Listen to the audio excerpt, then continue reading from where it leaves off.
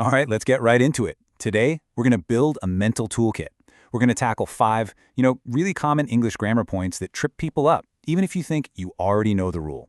The whole idea is to get you making the right choice without even thinking about it. You know this feeling, right? It's so frustrating. You can see the mistake on a worksheet, no problem. But then you're in a conversation and bam, the wrong word just pops out. That little gap between knowing the rule and actually using it, totally normal. And today, we're going to close that gap for good. So look, this isn't about memorizing a bunch of boring, complicated rules. Nope, this is about giving you 5 super simple, practical little tests you can use on the fly. Think of it like a quick software update for your spoken English. First on our list is the verb stop. Seems easy, right? But whether you use an ing word or a to word right after it can completely flip the entire meaning of what you're trying to say. Let's see how.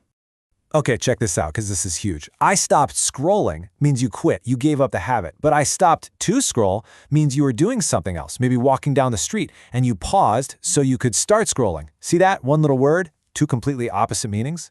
So here it is, the first tool for your kit, the what is ending test. Just ask yourself that simple question. Is scrolling the thing that's ending? If yes, then it's stop scrolling. Are you ending your walk in order to scroll? Then it's stop to scroll. It's that easy. All right, let's move on to our second big challenge, do versus make. Now, the secret here, it's not about logic. It's not about some deep grammatical rule. It's all about what we call collocations, words that are basically just best friends. They're always together. This one is about memory, not math. You're going to want to really focus on these 4 because they are probably the most common mix-ups. Seriously, if you can just burn these correct pairs into your brain, do homework, make a mistake, make progress, make an effort, your English is going to sound so much more natural, instantly. And this table really gets to the heart of it. The trick is to stop learning do and make as 2 separate words. Learn the whole chunk. It's not make and then a decision. It's one single idea. Make a decision.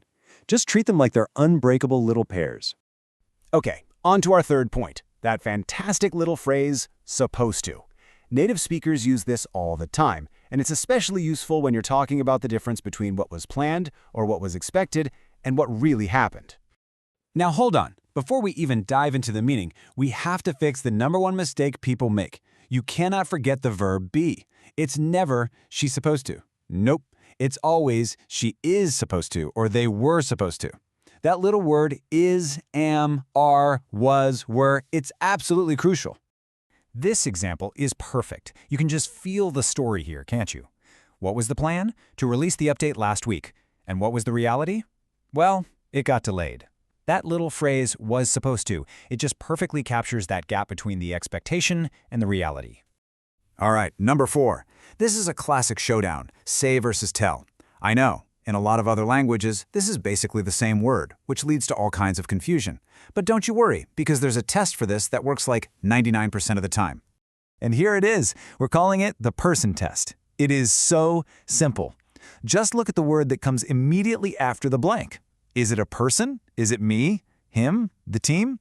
If the answer is yes, you have to use tell. It's always, always tell. And here's the test in action. She told who? Me. A person comes right after, so it has to be told. You just can't say, said me. Now, look at that last example. You can use say with a person, but you need that little bridge word, to. He said to me. All right, we've made it to our final toolkit upgrade. This one's all about good versus well. And the whole thing boils down to one simple question. Are you describing a thing or are you describing an action? Here's the core idea. Good is an adjective, right? It describes things, nouns. The explanation itself was a good explanation. But well is an adverb. It describes verbs, actions. How does she explain? She explains well. It's describing the action of explaining. So here's our final little mental tool for the day, the action-verb test. If the verb you're describing is an action, something someone actually does, like work, speak, write, perform, then the word you need to describe that action is always going to be well. And this is exactly where people get tripped up. It's so tempting to say, the system works good, but work is an action verb. So how does it work? It works well. Trust me, once you start training your ear to catch this, it's going to make a huge difference in how you sound. So where do you go from here? It's a pretty simple 3-step plan. First, Just start noticing these 5 things when you're reading or listening to English. Second, when you're about to speak or write, try to actively use one of the little mental tests we talked about.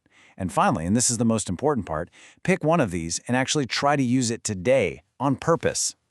And that's really the key takeaway, isn't it? Knowing this stuff is great, but doing it is everything. So, which tool are you going to take out of the kit and use first? Are you going to try the person test for say and tell, or maybe the action test for good and well? Just pick one, give it a try, and start turning what you know into something you can do.